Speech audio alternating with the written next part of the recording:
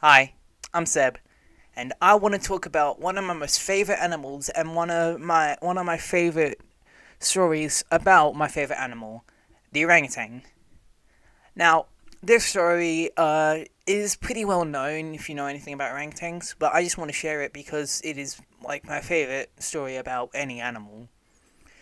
So, it follows Ken Allen, or otherwise known as the Hairy Houdini. So, basically, Ken Allen, born in the Cincinnati Zoo. Born in no, sorry, he was born in the San Diego Zoo on February 13th, 1971. He was a Bohemian. I think I got that. I hope I got that pronunciation right. But hey, just want to add a quick note. I did mess up the way you say it. It's not Bohemian. It's pretty far off from that. It's Bornean. Um, yeah. Orangutan, and he is known as one of the best escape artists ever as an orangutan. He escaped his enclosure 9 times. 9. And, you know, what does an orangutan do once he gets out? He does anything that an orangutan would do. And that's just something cute and funny. Because all he did was just stroll around the zoo like he was just a regular patron, like he was just a regular tourist.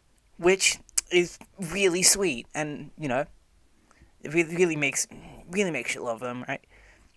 Anyways, so Ken Allen wasn't really much of a well, he didn't do much other than that, except for one other thing, and that was stoning another orangutan named Otis.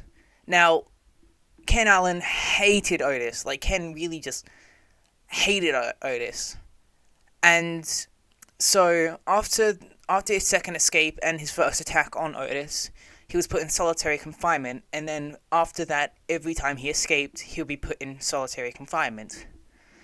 And he escaped his enclosure so many times that the zookeepers paid $40,000 just to hire rock climbers to climb all over his enclosure to figure out where he can climb out of and, you know, fix it so he can't climb out of that. He still escaped. He he still escaped. So what they do next? Well, I don't know the sequence of events. Else did they do? They also got him under surveillance. He knew that, so he started pretending. He somehow had a crowbar, and he started pretending that he had no interest in the crowbar until like the way he would use it to escape, which is genius. I wouldn't even think to do that. So, right, they had zookeepers starting to dress up as tourists just to fool him, so he wouldn't know when he's being surveillanced. Yet he still knew. He he's way too smart for that. So what? So with that failed, what else did they do? I don't know. That was basically all they could do because this orangutan was just way too fucking smart. So that's all that I know is true. Hey, just also wanted to mention I forgot to say that on December 1st in 2001, sadly, Ken Allen was euthanized because he had B cell lymphoma. I don't know. I'm not gonna bother with the pronunciation. But yeah, sad, and we'll miss him a lot.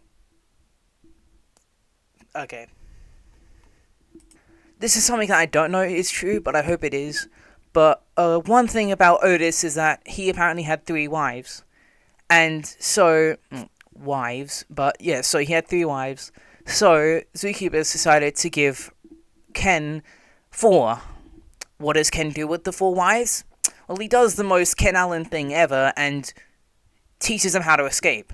He gives one a crowbar, they escape, and what do they do with their newfound freedom? You guessed it. They started stoning Otis again.